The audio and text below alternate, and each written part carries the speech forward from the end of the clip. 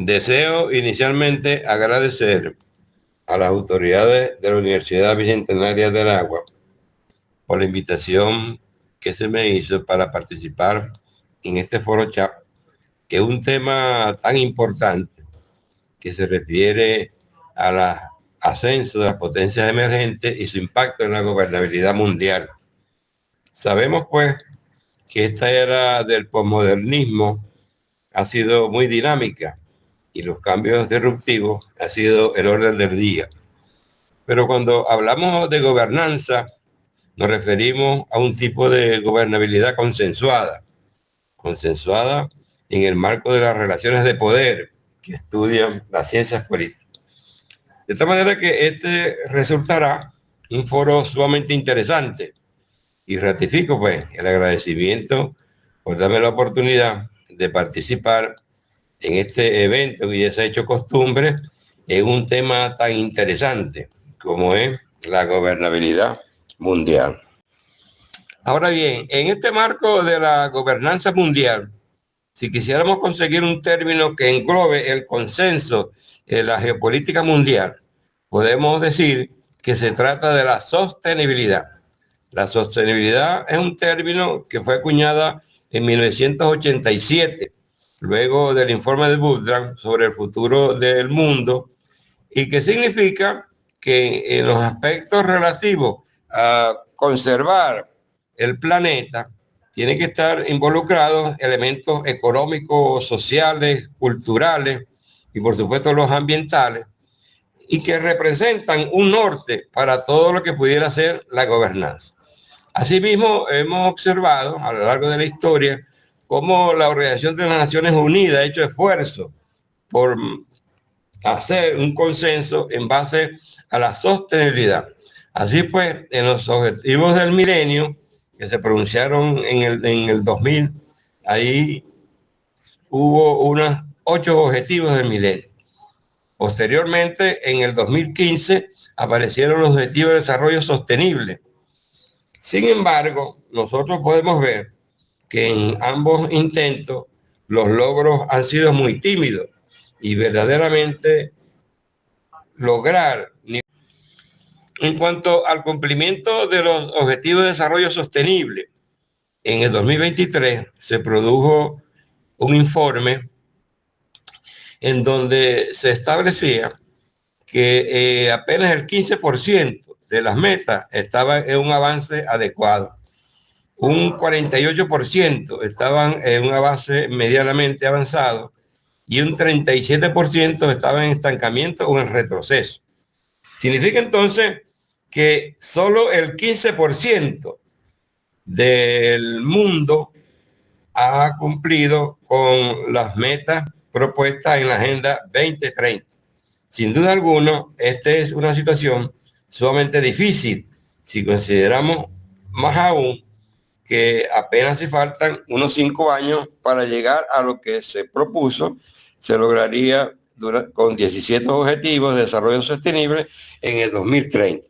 De tal manera que es una situación preocupante para la gobernanza del mundo y los organismos multilaterales y el liderazgo mundial, indudablemente que tienen que estar preocupados. Las deficiencias plasmadas en la gráfica anterior, donde decíamos que apenas el 15% del cumplimiento de los objetivos sostenibles tenía un avance más o menos aceptable. Se profundiza cuando se observa el financiamiento que deben tener las oficinas encargadas de realizar el análisis estadístico del cumplimiento de los objetivos del milenio. Y vemos que la financiación gubernamental y de los donantes privados ha disminuido a partir del año 2021 en todas las regiones del mundo. En todas las regiones del mundo ha habido un desfinanciamiento de los aportes para las oficinas estadísticas de la Organización de las Naciones Unidas. De esta manera que hay una gran preocupación, esa actitud que ha mantenido a partir del año 2021 el liderazgo mundial y todos los países con relación al cumplimiento de los objetivos del milenio. De tal manera que en medio de esta realidad es convocado, como es de costumbre, el 79º periodo de sesiones de la Organización de las Naciones Unidas, y en medio del mismo se propone el Pacto del Futuro, un documento que es de 63 páginas, que tiene 57 acciones, 87 propósitos, 2 anexos y algo muy importante, que se reduce el horizonte de evaluación, en lugar de 15 años, como era la costumbre, a 4 años. Es importante destacar que los 5 ejes de transformación, el primero es desarrollo sostenible y financiación del desarrollo. Fíjense que es preocupación del organismo multilateral la financiación del desarrollo como tal. Si todas las naciones, sean superpotencias o no, deben contribuir al desarrollo. Inclusive se propuso, y todavía está vigente, la creación de un impuesto de la superpotencia para ayudar al cumplimiento de los objetivos del milenio a aquellos países pobres. El segundo eje es la paz y la seguridad internacional. Se sabe que el terrorismo internacional ha ido escalando en el mundo, de esta manera que el liderazgo mundial está preocupado por la paz y la seguridad en el mundo. Inclusive, pues vemos 2 conflictos muy interesantes, como en Europa y la Franja de Gaza, que realmente pues es preocupante. El tercer eje es ciencia, tecnología e innovación en el marco de la cooperación digital.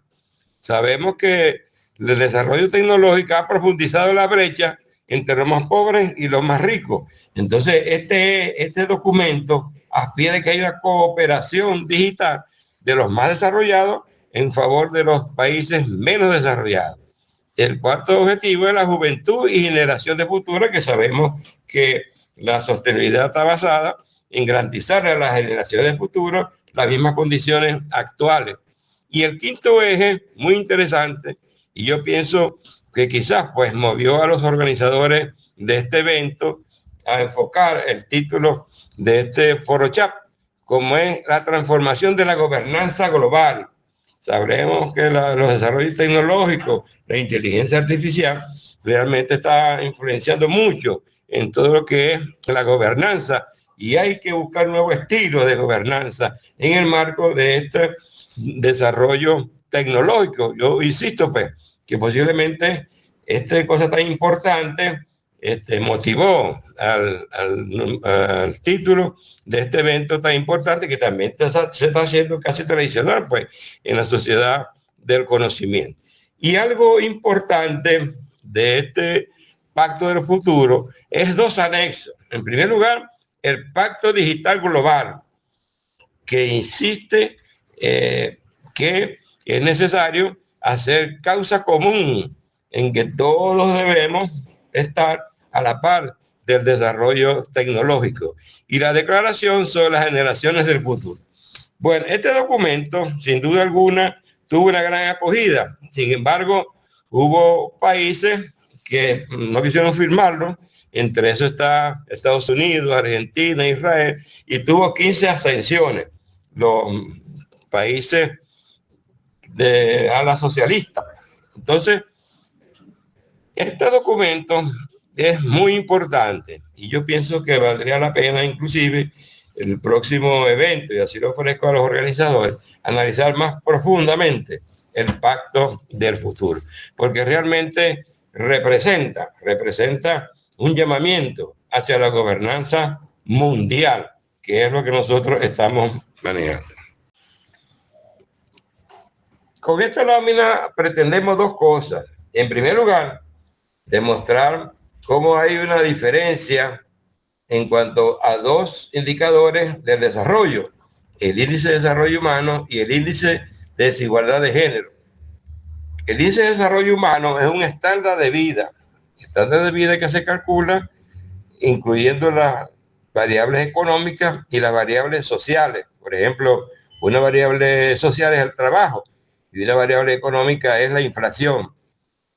Se mide con el valor máximo de 1, de tal manera que aquellos países donde que más se acerquen a 1, pues entonces ahí habrá buenos índices de desarrollo social, y también índice de desarrollo económico. Observemos ahora el índice de desigualdad de género. Sabemos pues la diferenciación que hay en cuanto a un género sobre el otro. Por lo general pues el género masculino sobre el femenino.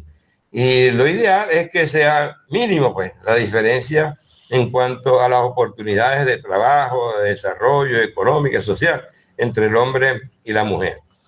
Y observamos pues por supuesto que también hay diferencias. Pero observen lo siguiente, ¿verdad? Observen lo siguiente. En el Asia meridional, que tiene un índice de desarrollo humano medianamente aceptable, tiene uno de los mayores índices de desigualdad de género, tiene 5.8. Es decir, que en verdad no se trata de cuestiones sociales y económicas para directamente tener un índice de desigualdad de género bajo, sino que son dos cosas distintas. Eso nos va a llevar a la próxima lámina, que ya lo vamos a ver, que se trata de la nueva tendencia en cuanto a la pobreza, que la pobreza ya no se mide desde el punto de vista económico, sino que se mide de manera multidimensional. Bueno, en este enfoque de la pobreza multidimensional, como mencionaba en la lámina anterior, vemos en la izquierda un enfoque economicista, la pobreza económica, y en la derecha el enfoque multidimensional, que incluye muchos factores, pues, más allá de lo económico. Sabemos, pues, que desde el punto de vista económico, aquellas poblaciones que manejen más de $2.5 al día son ricos, y medianamente los que trabajan entre 1.5 y 2.5, y los que manejan menos de $1.25 al día, pues serán pobres. Entonces observemos allí cómo la gráfica, el histograma, determina pues, los niveles de pobreza, medianamente pobreza y de riqueza.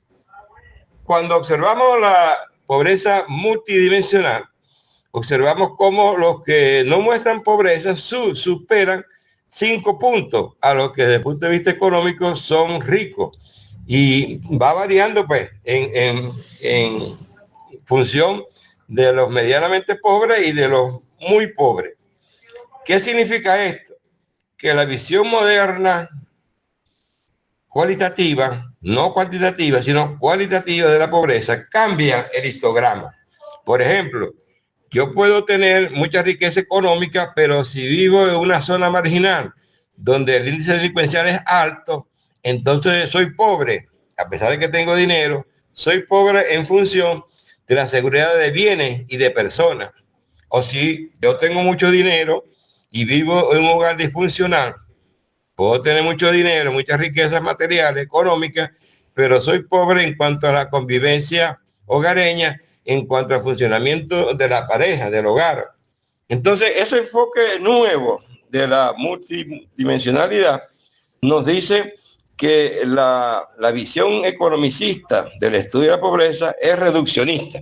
Hay que tener más amplio, más cualitativa de la pobreza, y realmente allí es donde está ubicado actualmente todos los análisis en cuanto a la economía, a lo social, a lo ambiental, etcétera, y todo el enfoque que nosotros podemos establecer. Esa es la tendencia moderna de lo cualitativo y la subjetividad en cuanto a la visión que se tenga de cada una de las personas, de cada una de las clases sociales, y esa es la idea que nosotros venimos a manejar en lo de la...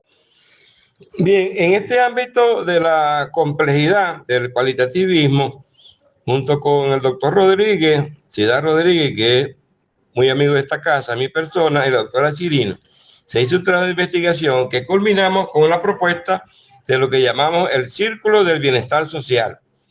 El círculo del bienestar social son aquellos factores del desarrollo, los que nosotros consideramos que era más importante, y así lo determinó la investigación, que determinaban y discriminaban más sobre las variables y la gobernanza en el mundo. En este caso nos referimos al índice de desarrollo humano, cuyo lo ideal sería lo más cercano a 1, al índice de desigualdad humana, que significa el porcentaje de la población que no goza del estándar de calidad de vida que dice el índice de desarrollo humano. Entonces, mientras más bajo este porcentaje de la población que se aleja del estándar, es mejor, porque son entonces aquellas personas que se alejan del estándar de desarrollo humano de un país. El Producto Interno Bruto, que son las riquezas menos los compromisos de la deuda externa y lo que tiene que gastar en el funcionamiento de un país.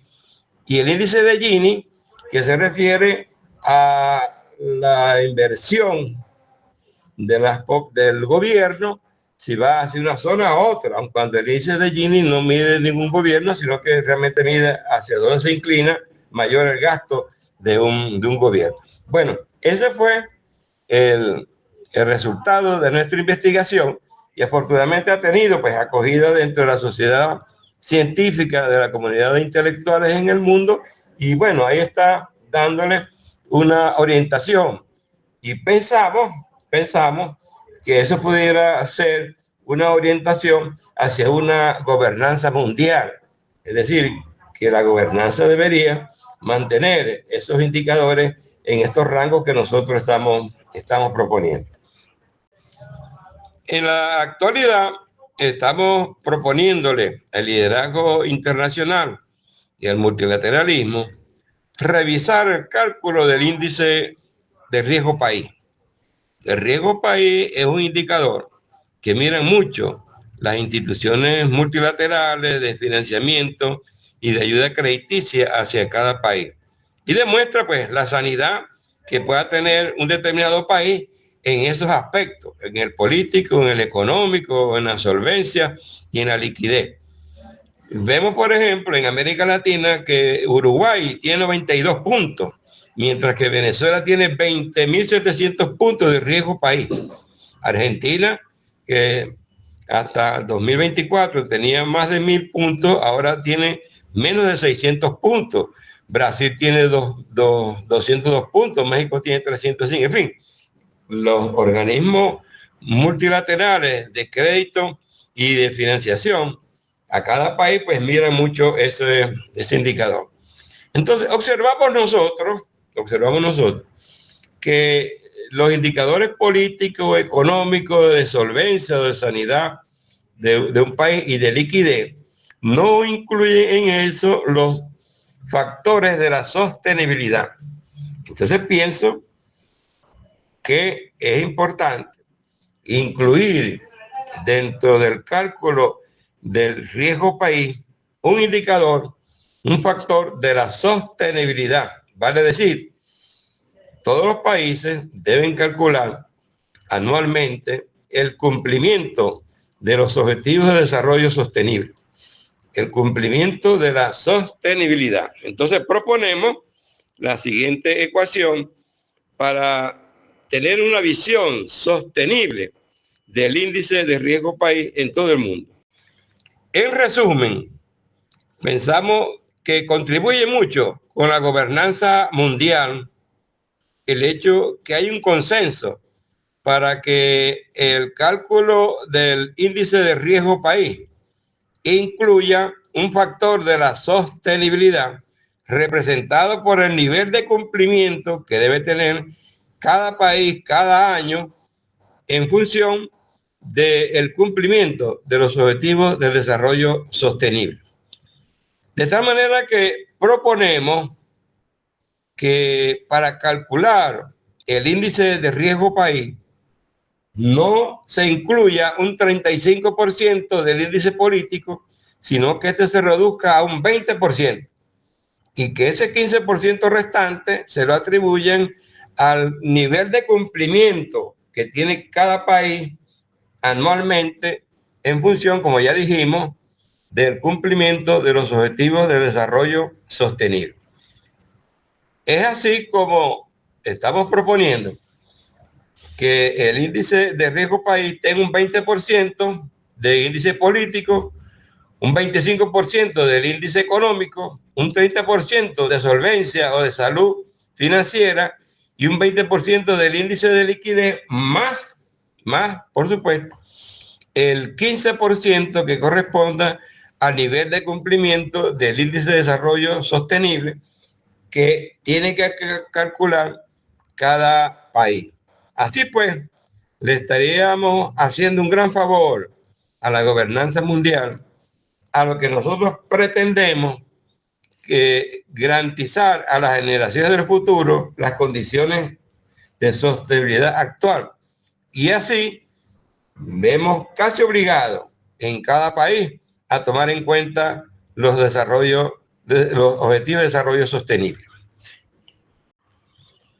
Finalmente queremos agradecer a los organizadores de este evento la invitación, a ustedes por la atención a la conferencia y al mismo tiempo convencido que estos son los escenarios en los cuales son propicios para hacer propuestas que contribuyan con la solución de los grandes problemas mundiales. Entre esos, pues, está la gobernanza. Creo que es necesario que sea consenso con relación a tener un mundo más igualitario, un mundo más sano, y en el marco de la sostenibilidad, que entendemos que incluye factores económicos, sociales, culturales, ambientales, en donde todos tenemos que hacer causa común en mantenerlo para ofrecérselo a las generaciones futuras. De nuevo, gracias por la atención.